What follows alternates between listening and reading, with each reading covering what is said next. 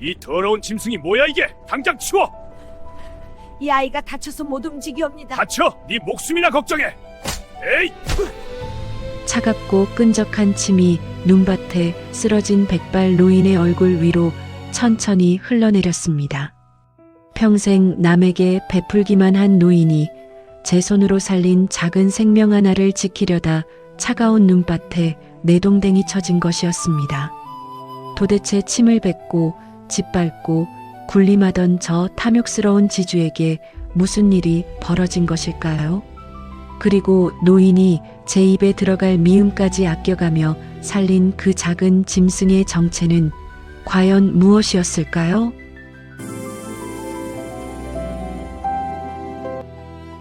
오늘도 만석군 사랑방을 찾아주셔서 감사합니다. 재밌게 봐주시고 꼭 끝까지 시청해주세요. 이 이야기는 조선 후기 강원도 깊은 산자락에 자리한 작은 마을에서 시작됩니다. 마을 어귀에서 반 시즌쯤 걸어 들어가면 바람이 불 때마다 지붕의 억새가 부들부들 떨리는 낡고 낡은 오막살이 하나가 있었습니다. 굴뚝에서는 연기 한 줄기도 피어오르지 않아 폐가처럼 보였지만 그곳에는 올해 66의 박씨 할머니가 살고 있었습니다. 양손의 마디마디는 오래된 소나무 뿌리처럼 거칠었고 허리는 나처럼 굽어 지난 세월의 고단함이 고스란히 담겨 있었습니다. 그러나 세상이 아무리 그녀를 짓밟아도 맑고 고요한 그 눈빛만은 좀처럼 흐려지지 않았습니다. 어느 매서운 겨울날 아침 부뚜막 앞솥 안에는 쌀아기 몇 줌만이 물과 함께 끓고 있었습니다. 하지만 할머니의 시선은 자신의 아침밥이 아닌 방 안구석 낡은 멍석 위에 누워있는 작은 짐승에게로 향해 있었습니다. 일주일 전 뒷산 비탈길을 오르다 덫에 앞발이 끼어 꼼짝 못하고 있던 살을 발견해 데려온 것이었습니다. 처음엔 이빨을 드러내고 핥히려 하던 짐승도 아프지, 많이 아프지. 이 할미가 고쳐줄게. 무서워하지 말아라며 따뜻하게 보듬는 할머니의 손길에 점차 마음을 열었습니다. 할머니는 배가 고팠지만 자기 몫의 쌀아기죽 절반을 작은 사발에 떠서 짐승 곁에 놓아주며 이상하게도 포근한 마음을 느꼈습니다. 그 따뜻한 아침의 온기가 채 가시기도 전에 수십 명이 한꺼번에 쏟아져 오는 것처럼 땅을 울리는 거친 발소리가 들려왔습니다. 쾅 하는 소리와 함께 문짝이 통째로 날아가고 살갗을 베는 듯한 서늘한 겨울바람을 뚫고 검은 도포 자락에 남자가 들이닥쳤습니다. 바로 김진사였습니다. 창백한 얼굴에 언제나 냉소가 서려 있는 그는 마을에서 땅 한 떼기라도 가진 자들에게 쇠사슬로 목을 죄어오는 탐욕의 상징이었습니다. 흉년에도 소작인의 멱살을 잡고 병든 노인의 솥단지도 걷어가는 피도 눈물도 없는 인간이었습니다. 몽둥이를 든 장정들과 함께 들어선 김진사의 눈이 방 구석의 짐승에게 향했습니다. 이게 뭐야? 할머니가 다친 짐승을 거두었을 뿐이라며 두 손을 벌려 가로막았지만 김진사는 시끄러 단 두 글자와 함께 발을 들어 올렸습니다. 퍽 하는 잔인한 소리와 함께 작은 짐승이 벽 쪽으로 나동그라지며 날카로운 비명을 질렀습니다. 갓 보름도 안 된 어린 짐승이 내는 가느다랗고 절박한 울음소리가 오막살이를 울렸습니다. 날이 제발 이 아이가 다쳐서 못 움직이옵니다. 제발 그만 할머니가 눈물을 쏟으며 애원했습니다. 그러나 김진사는 코웃음을 치며 몸을 굽혀 할머니의 백발 머리채를 움켜쥐었습니다. 할머니는 질질 끌려나가 눈 쌓인 마당 한복판에 내동댕이 쳐졌습니다. 장정들은 거침없이 방을 뒤져 쌀아기를 눈밭에 걷어차고 할머니의 유일한 재산이자 생명줄이었던 무쇠 솥단지를 마당에 던져두 동강 내버렸습니다. 주저앉아 흐느끼는 할머니 앞에 우뚝 선 김진사는 아주 천천히 의도적으로 입안에 침을 모았습니다. 할머니의 얼굴 위로 떨어진 침이 흘러내렸습니다. 내일까지 이 집 못 비우면 넌 이 짐승이랑 같이 산속에 돼지는 거야. 알아들었어? 발소리가 멀어지고 눈이 내리는 마당에 다시 침묵이 내려앉았습니다. 부서진 솥단지와 눈밭에 엎드린 할머니 위로 찬 눈이 쌓여갔습니다. 그때 방 안에서 살아있는 작은 짐승의 소리가 들렸습니다. 할머니는 부서진 문을 넘어 기어들어가 상처를 입고도 자신을 바라보는 짐승을 얼어붙은 두 손으로 끌어안았습니다. 죽지 마라. 괜찮다. 이 할미가 여기 있다. 세상은 이 오막살이를 잊은 듯 했지만 하늘은 그 어떤 악행도 자비도 반드시 기억하고 있었습니다. 동이 트고 뿌연 새벽빛이 부서진 문틈으로 들어왔습니다.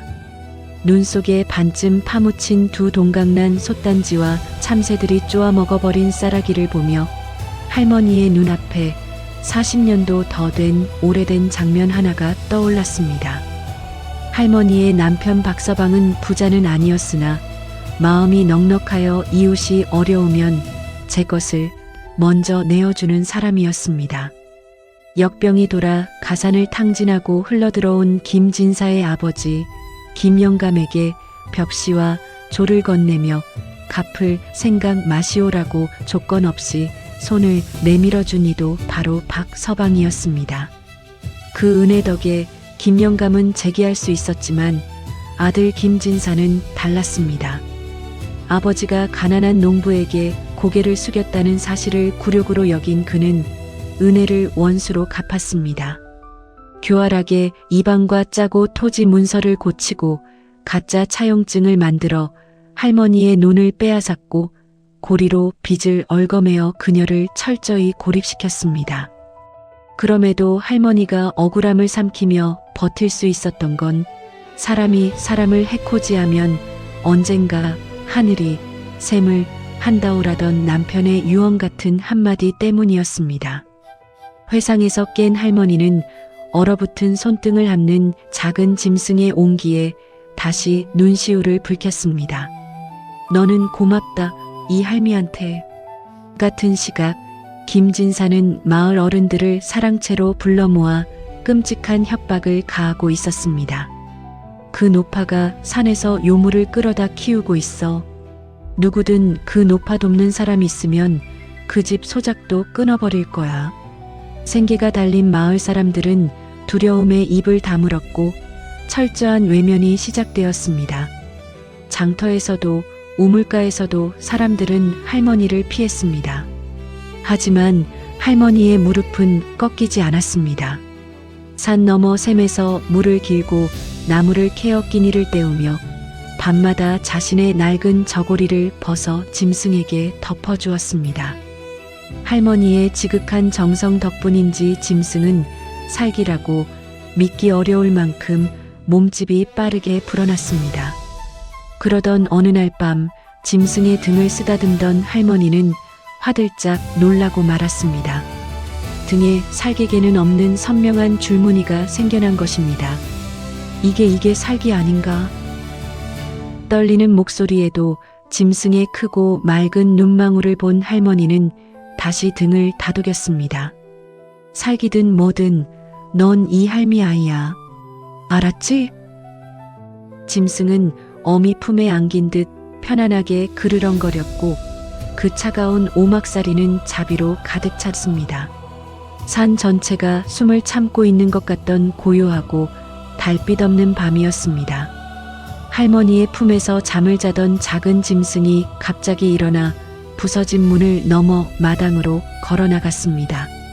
무언가에 이끌리듯 뒤를 따라 마당에 나선 할머니는 그 자리에 얼어붙고 말았습니다.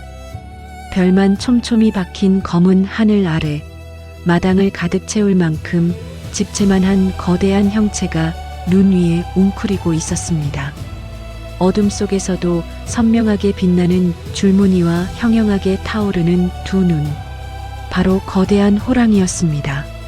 심장이 터질 듯 쿵쿵거리고 도망쳐야 한다는 생각조차 마비된 그때 놀라운 광경이 벌어졌습니다. 할머니의 품에서 자란 작은 짐승이 아장아장 걸어가 그 거대한 호랑이의 앞발 아래로 파고든 것입니다. 큰 호랑이는 커다란 혀로 작은 짐승의 머리를 하찼습니다. 어미였습니다. 그제야 할머니는 자신이 한 달 가까이 품에 안고 기른 것이 살기 아니라 새끼 호랑이였다는 사실을 깨달았습니다. 다리가 후들거리며 주저앉으려던 찰나 어미 호랑이가 두 앞발을 내밀며 몸을 낮추더니 할머니를 향해 천천히 고개를 숙였습니다. 세상에 있을 수 없는 일, 짐승이 사람에게 올리는 분명한 감사의 절이었습니다. 할머니는 떨리는 무릎을 꿇고 호랑이가 한 것처럼 마주 고개를 숙였습니다. 고맙다. 그 한마디에 어미 호랑이는 몸을 일으켜 입에 물고 있던 묵직한 것을 눈밭에 내려놓았습니다. 손가락만 한 잔뿌리들이 사방으로 뻗어 있는 그것은 사람 얼굴 모양을 한 산삼이었습니다. 놀라움은 거기서 끝이 아니었습니다.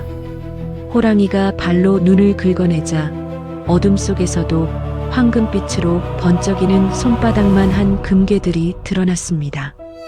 이것이 꿈인지 생시인지 분간하지 못해 멍하니 바라보는 할머니를 향해 어미 호랑이는 천천히 몸을 돌려 산 쪽으로 걸음을 옮기며 따라오라는 듯 뒤를 돌아보았습니다. 할머니는 홀린 듯 새끼 호랑이를 품에 안고 어미의 뒤를 따랐습니다. 산속 깊은 곳, 바위 사이에 단아하게 자리 잡은 기와집 하나가 따뜻한 불빛을 내뿜고 있었습니다. 호랑이는 새끼를 물고 비켜서며 집안을 가리켰고 문을 열자 살갗을 베는 바깥 한기와는 전혀 다른 온돌의 포근함과 소반 위에 차려진 따뜻한 밥과 국이 그녀를 맞이했습니다. 그 자리에 주저앉은 할머니는 하염없이 눈물을 흘렸습니다. 평생 베풀기만 하고 빼앗기며 살아온 서러운 세월이 이 따뜻한 방 한 칸 앞에서 한꺼번에 쏟아져 내렸습니다. 하늘이 그동안 그녀를 외면한 것이 아니라 그저 묵묵히 때를 기다리고 있었다는 깨달음이 할머니의 가슴을 뜨겁게 울렸습니다. 하지만 바로 그 시각 산 아래 김진사의 사랑채에는 흉흉한 탐욕의 바람이 불고 있었습니다. 한 하인이 숨을 헐떡이며 뛰어들어와 외쳤습니다. 박씨 높아 뒤를 집채만 한 호랑이가 따라갔는데 눈밭에 금 같은 것을 내려놓았다고 하옵니다. 금이라는 단어는 김진사의 머릿속에서 이성과 공포를 모두 지워버렸습니다. 저 늙고 천한 노파가 가진 것을 자신이 갖지 못한다는 사실에 질투와 분노가 타올랐습니다. 만류하는 하인들을 뿌리치고 시퍼렇게 날이 선 도끼와 횃불을 집어든 그는 한밤중에 산으로 뛰어들었습니다. 평생 남의 것을 빼앗으며 살아온 그는 산신령도 두렵지 않았습니다. 나뭇가지가 얼굴을 핥히고 눈 쌓인 비탈길에서 발이 미끄러졌지만 오직 금괴를 차지하겠다는 집념 하나로 멈추지 않았습니다. 어둠 속에서 흔들리는 횃불 그림자는 마치 그가 내뿜는 탐욕스러운 야수의 모습보다 더 흉악했습니다. 탐욕이 스스로 제 무덤을 향해 걸어 들어가고 있다는 것을 깊은 산은 고요히 지켜보고 있었습니다. 숨이 턱 밑까지 차오를 무렵 마침내 김진사의 눈앞에 어둠 속에서 황금빛 광채를 발하는 덩어리들이 나타났습니다. 이게 다 내 거야. 다 내 거라고. 미친 듯이 도끼를 팽개치고 눈밭에 무릎을 꿇은 그는 두 팔 가득 금괴를 쓸어 모았습니다. 차갑고 묵직한 감촉에 흥분한 것도 잠시 손바닥의 느낌이 이상하게 변했습니다. 횃불을 비춰보니 품에 안은 것은 빛나는 금괴가 아니라 아무런 광채도 없는 평범하고 차가운 돌덩이들이었습니다. 방금 전까지 황금빛이던 것들이 모두 거친 돌덩이로 변해버린 광경에 김진사의 입술이 떨리고 등줄기에 식은 땀이 흘렀습니다. 이게 무슨 당황하여 주변을 둘러보던 그의 귓가에 크고 무거운 발소리가 들려왔습니다. 칠흑 같은 어둠을 뚫고 형형하게 타오르는 두 개의 눈이 그를 똑바로 응시하고 있었습니다. 그 무시무시한 눈빛 앞에서 횃불마저 꺼져버렸습니다. 김진사는 살려줘. 제발 살려줘. 나는 아무것도 안 했어. 라며 찢어질 듯한 비명을 지르며 도망쳤습니다. 눈밭을 뒹굴고 비탈을 구르며 달렸지만 그 눈빛은 언제나 같은 거리에서 그를 몰아붙였습니다. 마치 보이지 않는 벽이 사방에서 좁혀오는 듯 발걸음이 한 곳으로 수렴되더니 이윽고 허공을 밟은 그의 몸이 쿵 하는 둔탁한 소리와 함께 나락으로 떨어졌습니다. 사람 키 2배는 좋게 되는 얼음 구덩이였습니다. 바닥에 나뒹굴어 신음을 내뱉으며 벽을 짚으려 했으나 미끄러운 얼음벽에 손이 헛돌 뿐이었습니다. 까마득히 먼 구덩이 입구 위로 어미 호랑이가 나타나 그를 내려다보았습니다. 그 눈빛에는 분노도 증오도 아닌 아주 무거운 심판이 담겨 있었습니다. 김진사는 그제야 자신이 평생 짓밟아온 것들의 무게를, 그리고 하늘이 왜 이 밤을 기다려왔는지를 깨달았습니다. 평생 남을 가두어온 사람이 마침내 차갑고 어두운 구덩이에 스스로 갇혀버린 완벽한 절망의 순간이었습니다. 호랑이는 천천히 몸을 돌려 어둠 속으로 사라졌고 깊고 차가운 구덩이 안에는 오직 김진사 혼자만 남았습니다. 평생 남을 가두고 짓밟아온 탐욕스러운 자가 이제 스스로 판 얼음 구덩이 안에 영원히 갇히고 만 것입니다. 봄이 오기 전 그 깊은 산속 구덩이에서 김진사는 끝내 살아서 나오지 못했다고 전해집니다. 어느덧 매서웠던 겨울이 지나고 산 아래 마을에 따뜻한 햇살이 내려앉았습니다. 얼었던 개울이 다시 소리를 내며 흐르기 시작할 무렵 마을 사람들은 겨울 내내 보이지 않던 김진사를 찾기 시작했습니다. 하지만 그 누구도 산속 깊은 곳에서 그의 흔적을 찾지 못했습니다. 그리고 시간이 조금 더 지나자 평생 남의 피눈물을 짜내던 그를 애타게 찾는 사람은 마을에 아무도 남지 않게 되었습니다. 끝없는 탐욕에 눈이 멀어 짐승보다 못한 삶을 살았던 악인의 가장 비참하고도 쓸쓸한 최후였습니다. 반면 눈보라 치던 낡고 부서진 오막살이에서 얼어 죽을 위기에 처했던 박씨 할머니의 삶은 완전히 바뀌었습니다. 봄이 무르익을 무렵 산속 깊은 곳에서 아주 신비로운 할머니의 이야기가 마을로 전해져 내려왔습니다. 상군의 비호 아래 단아하고 튼튼한 기와집에서 살게 된 할머니는 그 이후로도 오래오래 건강하게 여생을 보냈다고 합니다. 이따금 마을 사람들이 산 위를 쳐다보면 맑고 인자한 노인의 웃음소리가 들려왔습니다. 그리고 그 웃음소리 뒤에는 언제나 거대한 짐승의 낮고 묵직한 그르렁 소리가 따뜻하게 울려 퍼졌다고 합니다. 마치 커다란 상군이 할머니의 든든한 가족이 되어 곁에서 함께 웃는 것처럼 말입니다. 할머니가 그 기와집에서 처음 맞은 봄날 아침이었습니다. 따뜻한 아랫목에 앉아 소반 위에 놓인 하얀 밥 한 그릇을 받아든 할머니는 문득 지난 겨울의 낡은 오막살이를 생각했습니다. 굶주린 배를 참으며 부서진 무쇠솥에서 긁어낸 묽은 쌀아기 죽을 상처 입은 작은 짐승에게 내밀던 그 떨리던 손을 말입니다. 얼어붙어 덜덜 떨리던 그 보잘것없는 손이 내민 미음 한 그릇이 결국 굳게 닫혀있던 하늘의 문을 열고 기적을 만들어냈다는 것을 깨달았습니다.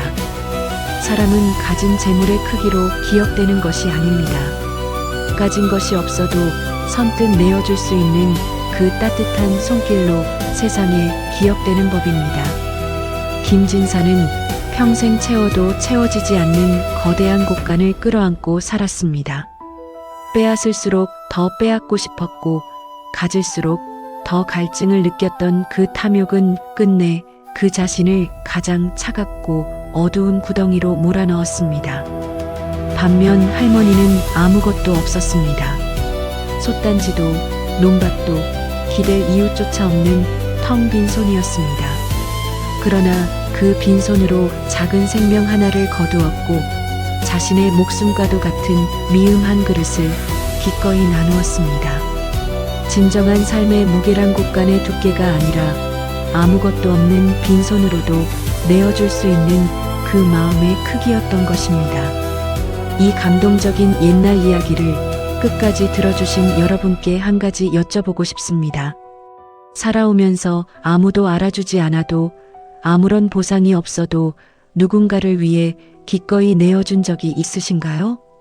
그 작은 미음 한 그릇 같은 따뜻한 마음을 하늘은 반드시 기억하고 보답해 준다고 이 오래된 전설은 우리에게 말하고 있습니다.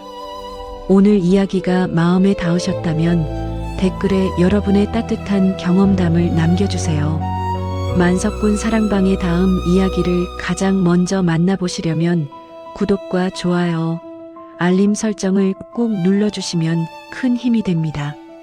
지금 화면에 나오는 저희 사랑방의 다른 재미있는 영상들도 함께 발걸음해주세요. 그럼 모두 만석군처럼 넉넉하고 행복한 하루 보내시길 바랍니다. 감사합니다. 오늘 이야기 어떠셨나요? 재밌게 보셨다면 구독과 좋아요, 알림 설정 부탁드립니다.